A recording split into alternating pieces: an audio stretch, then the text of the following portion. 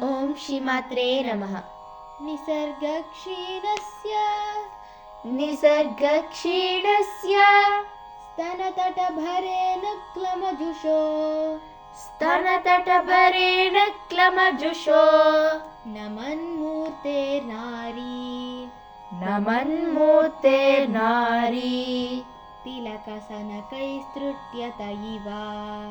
तिलकसनकैस्तृट्यत इव चिरन्ते मध्यस्य त्रुटिततटिनी तीरतरुणा समावस्थास्तेम्नो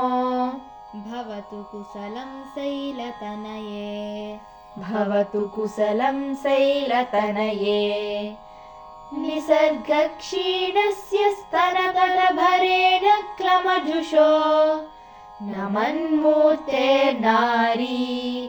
तिलकसनकैस्तृट्यत इव चिरन्ते मध्यस्य त्रुटिततटिनी तीरतरुणा समावस्थास्तेम्नो भवतु कुशलं शैलतनये। ॐ श्रीमात्रे नमः।